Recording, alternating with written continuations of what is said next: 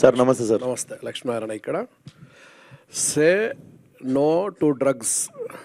జనరల్గా సినిమాలో మొదటి ఫ్రేమ్ నుంచి లాస్ట్ ఎండింగ్ ఫ్రేమ్ దాకా చెప్పాల్సిన చెత్త అంతా చెప్పి లాస్ట్లో ఇట్లా చేయొద్దు తప్పు అని చెప్తారు. అవును, మీరు అదే చెప్తుండ్రా, ఏం చెప్తున్నావు? అట్లేం చెప్తలేదు సార్. అది తీసినాక నేను ఇంకా తీయకముందే భయపెడతారు మీరు నన్ను. సినిమా ట్రైలర్ లాంచ్కో టీజర్ లాంచ్కో భయపెట్టండి, ఇప్పుడే మీరు అంత అట్లేం లేదు. ఇట్ హ్యాస్ అ వెరీ అంటే నార్మలైజ్ చేయాల్సిన థింగ్స్ కొన్ని ఉన్నాయి. మనం చాలా విషయాల్ని కొంచెం ఎగతాలు చేస్తుంటాము. సో ఆ లైన్స్ని టచ్ చేస్తున్నా. And that also have one layer. అంటే జనరల్గా డ్రగ్స్ అనేది అన్ని వర్గాల్లో ఇండస్ట్రీ, బిజినెస్ పీపుల్స్, పొలిటీషియన్స్ అన్ని ఇన్వాల్వ్ ఉంటుంది. ఇట్లాంటి అన్ని కూడా ఉంటాయి మీ సినిమాలో? ఇప్పుడు కథ చెప్పించుకునేటట్టు మీరు మెల్ల కదిలిచ్చి, బట్ వెయిట్ చేయండి సార్, మీకు కూడా థ్రిల్గా ఉంటుంది. ఏముంటుందో చూడు, దాన్ని ఎనాలిసిస్ చేయరు అసలు ఏముండొచ్చు, ఎందుకు పెట్టుకోండి పంచాయతీ అని. డెఫినెట్లీ నాకు తెలిసి అయితే నేను ఒక మంచి పాయింట్ చెప్పబోతున్నా.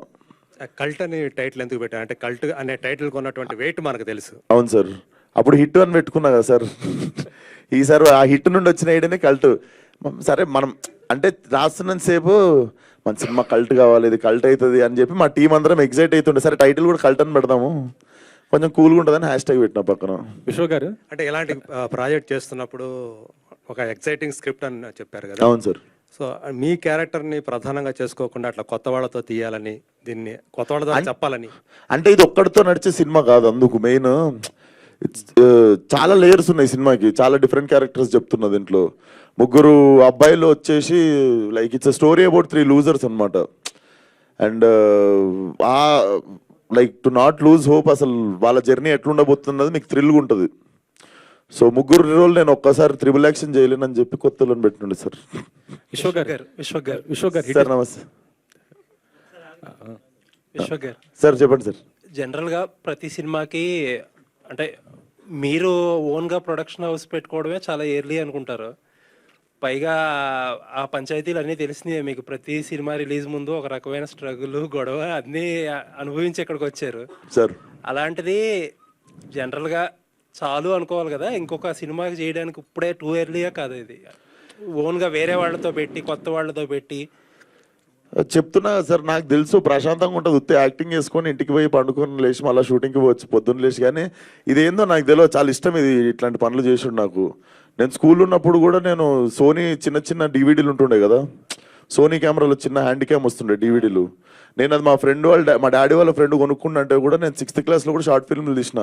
అప్పుడు ట్రాక్ అండ్ ట్రాల్ ఈ షార్ట్లో లేకపోతే మనం చిన్నకున్నప్పుడు సైకిల్ ఉంటుంది కదా, సైకిల్ వెనక సీట్కి హ్యాండ్ క్యామ్ పెట్టి నేను ఇట్లా ట్రాక్ షాట్, హ్యాండిల్ కట్టేసి ఛార్జింగ్ షాట్లు తీస్తుండే. సో అదంతా ఎందుకో తెలియదు కానీ, అంటే అవన్నీ బాగా రాకపోతుండే, డెలిట్ చేసేస్తుండే దాని తర్వాత. కానీ ట్రయల్ అండ్ ఎర్రర్ మెథడ్ నాకు ఎందుకో ఇప్పుడు దీన్ని మంచిగా లాంచ్ చేయొచ్చు అనిపించింది. అండ్ చాలా ఎక్సైటింగ్ ఉంది కొంచెం. గ్యాంగ్స్ ఆఫ్ గోదావరి డిసెంబర్లో రిలీజ్ చేయకపోతే ప్రమోట్ చేయనన్నారు. ఇప్పుడు ఏంటి మరి? అంటే ఏ ఇయరో చెప్పలే కదా సార్ నేను. ఇప్పుడు అంటే నెక్స్ట్ ఇప్పుడు అంటే ఫిబ్రవరిలో రాదా? 2024-25 చెప్పలే కదా సార్. ఇప్పుడు నెక్స్ట్ డిసెంబర్కి వెళ్తారా? అయితే నెక్స్ట్ డిసెంబర్కి వెళ్తారా? డిసెంబర్ కంటే ముందు వస్తుందని చెప్తున్నా. ఓకే, డిసెంబర్ కంటే ముందు వచ్చేస్తుంది. అంటే మరి ఏంటది ఎర్లీ మార్నింగ్ ట్వీట్లు ఏంటి? పొద్దున్న లేస్తుంటా సార్, నాకు అట్లా పొద్దున్నే లేస్తా పడుకుంటా. పొద్దున్న లేస్తున్నా ఈ మధ్య. అంటే అప్పుడు దాకా పడుకోరా?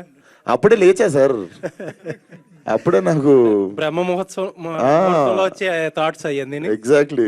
Okay, all the best. Thank you sir.